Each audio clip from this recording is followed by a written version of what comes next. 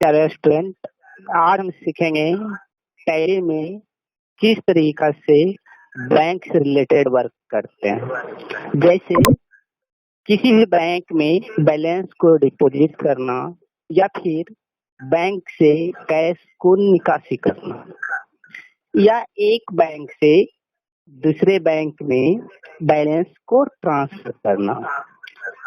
तो हम सबसे पहले टैली को ओपन करते हैं।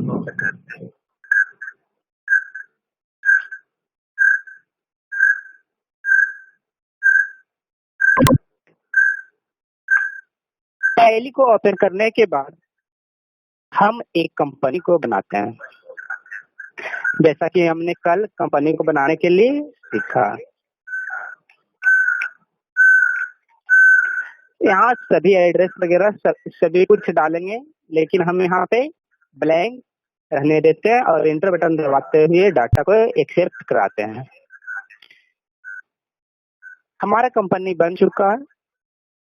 कंपनी बनाने के बाद हम गेटवे ऑफ टैली के मास्टर सेक्शन से अकाउंट इन्फो को सिलेक्ट करेंगे और उसके बाद बैंक के लेजर को बनाएंगे। बैंक लेजर बनाने के लिए हम लेजर से सिंगल लेजर के द्वारा क्रिएट ऑप्शन को सिलेक्ट करेंगे। जैसा कि हमने क्रिएट ऑप्शन को सिलेक्ट किया तो लेजर क्रिएशन विंडो खुल गया।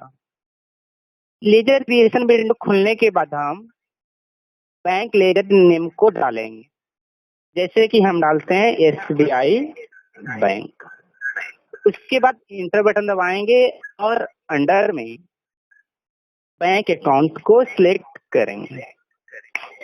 बैंक अकाउंट को सिलेक्ट कर इंटर दबाने पर account holder name, account number, IFSC code को डालेंगे। हम यहाँ अकाउंट नंबर को डालते हैं।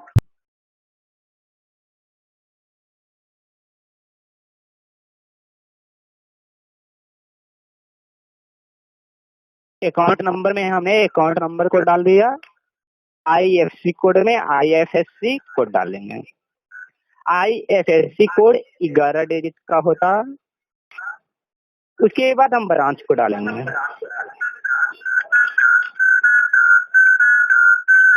फिर इंटर बटन दबाते हुए डेटा को एक्सेप्ट कराएंगे। इसी तरीका से एक से ज्यादा बैंक का लेजर बनाना हो तो सभी को बारी बारी से बना लेंगे।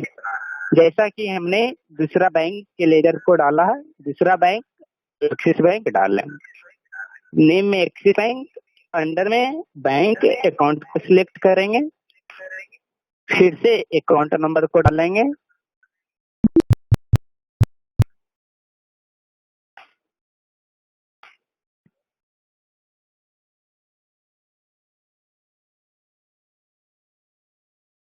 फिर से डालते हैं एक्सिस बैंक,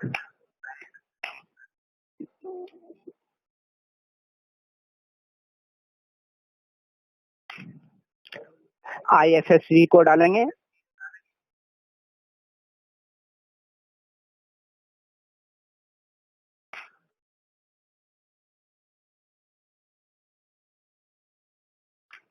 इंटर बटन दबाते हुए एक सेटिंग करना हो तो यहाँ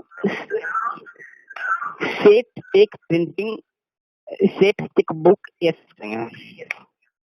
उसके बाद चेक नंबर डालेंगे।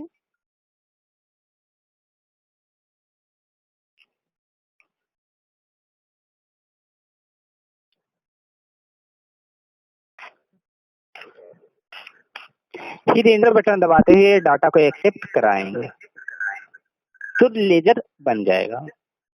इसी बटन से बैक आकर हम लेजर को देखते हैं। लेजर देखने के लिए हम लेजर से डिस्प्ले ऑप्शन को सिलेक्ट करेंगे। बाय डिफॉल्ट हमारे टैली में 2 लेजर बना हुआ होता है, एक कैश और एक प्रॉफिट एंड लॉस, और हमने यहाँ 2 बनाया, दोनों दिख रहा है। एक हमारा एक्सिस बैंक और दूसरा SBI। यदि किसी का डिटेल देखना हो तो उस नेम को सिलेक्ट कर इंटर बटन दबाएंगे। फिर से बैक आने के लिए हम ESC बटन का इस्तेमाल करेंगे। ESC बटन से गेटवे ऑफ टैली पे आ जाएंगे। उसके बाद हम ट्रांजैक्शन सेक्शन से अकाउंटिंग वाउचर को सिलेक्ट करेंगे।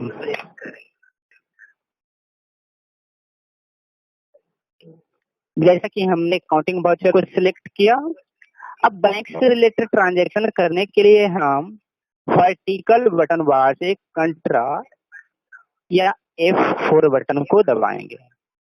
हम यहाँ कंट्रोल ऑप्शन को सिलेक्ट करते हैं।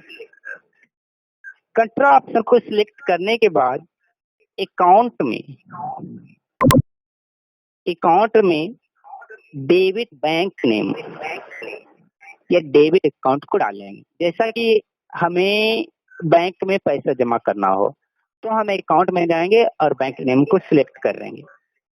हम चाहते हैं SBI बैंक में 50,000 रुपया डिपॉजिट करना, तो हम अकाउंट में जाकर SBI सिलेक्ट करेंगे और पार्टिकुलर्स में आकर कैश को सिलेक्ट करेंगे।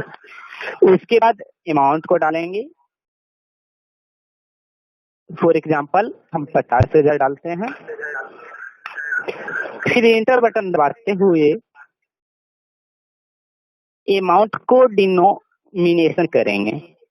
जैसा कि हमारा 50,000 डिपॉजिट करने के लिए बैंक के बैक स्लिप में सही नोट को डालना होता है कि कौन सा नोट कितना पीस हम जमा कर रहे हैं, जैसा यहाँ पे दे चुका। 50,000 के लिए जैसे हम ले लेते हैं 2,000 का 20 नोट, 1,000 तो अब आता नहीं है इसलिए अब 500 में आते हैं। जैसे 500 का हम ले लेते हैं 10 नोट। अभी हमारा 45,000 हुआ है, 5,000 बाकी है, तो 2,000 का 20 पीस लेते हैं। अब 1,000 बचा है, 1,000 के लिए 100 का 10 नोट ले लेते हैं। जैसे ही कंप्लीट होगा एंटर बटन दबाते हुए डाटा को एक्सेप्ट कराएंगे।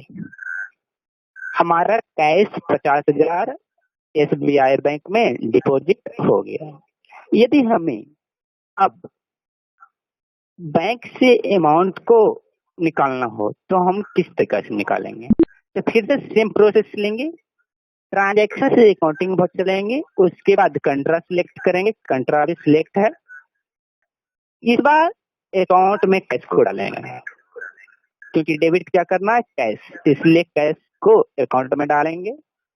फिर जहां से हमें निकासी करना है, यानी जिस बैंक से निकासी करना है उसे पार्टिकुलर में डालेंगे। पार्टिकुलर में ऑलवेज क्रेडिट अकाउंट को डाला जाता, तो यहाँ पे हमारा बैंक क्रेडिट होगा इसलिए बैंक को डालेंगे। यहाँ शो कर रहा है SBI बैंक में 50,000। मान लिया हमें 20,000 निकासी करना हो तो SBI बैंक में जाकर 20,000 डालेंगे। फिर इंटर बटन दबाते जाएंगे। यहाँ पे दिखा दिया SBI बैंक में अब 30,000 रुपया मेरा बचा हुआ है। इंटर दबाएंगे, एक्सेप्ट कराएंगे। कैश 30,000 SBI बैंक से निकल जाएगा। अब यदि हमें बैंक से बैंक ट्रांसफर करना हो, जैसे कि अभी मेरा SBI में 30,000 है और उसमें से 10,000 हम एक्सिस में डालना चाहते हैं, तो कैसे डालना? फिर से हम ट्रांजैक्शन में जाएंगे, अकाउंटिंग वाउचर को सिलेक्ट करेंगे और एक्सिस बैंक को अकाउंट में डालेंगे। क्योंकि एक्सिस बैंक को क्या करना है, डेबिट करना है, उसमें जमा करना है। उसके बाद नीचे SBI लेंगे क्योंकि SBI से निकासी करना है, ये क्रेडिट होगा इसलिए। अभी एक्सिस बैंक में बैलेंस 0 शो कर रहा है, करेंट बैलेंस कुछ भी नहीं है, जबकि SBI में 30,000 है। मान लीजिए हम एग्जाम्पल के तौर पे 30,000 में से 10,000 एक्सिस में डालते हैं, तो अमाउंट में 10,000 डालेंगे। इंटर दबाएंगे, इंटर दबाते जाएंगे। यहाँ पे देख रहे हैं कि 30,000 में से 20,000 हो गया और एक्सिस बैंक 10,000 डेबिट हो गया। इस तरीका से अमाउंट डालेंगे और इंटर दबाते हुए डाटा को एक्सेप्ट कराएंगे, तो हमारा SBI बैंक से एक्सिस बैंक में बैलेंस ट्रांसफर हो जाएगा। तो इस तरीका से हम बैंक में बैलेंस डिपॉजिट या फिर बैंक से विड्रॉ या बैंक से बैंक में ट्रांसफर करते हैं। डिपॉजिट किया गया यदि स्लिप को देखना हो तो हम गेटवे ऑफ टैली से बैंकिंग ऑप्शन में जाएंगे। गेटवे ऑफ टैली से यूटिलिटीज को सिलेक्ट कर बैंकिंग में जाएंगे। उसके बाद हम यहाँ से डिपॉजिट स्लिप को सिलेक्ट करेंगे।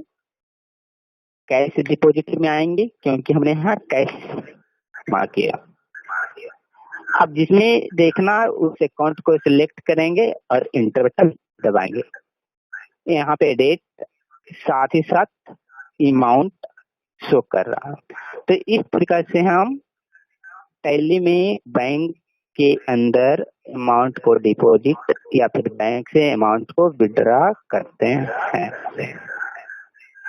ज्यादा जानकारी के लिए हम गूगल क्लासरूम पे इसका स्टेप नोट्स को देखें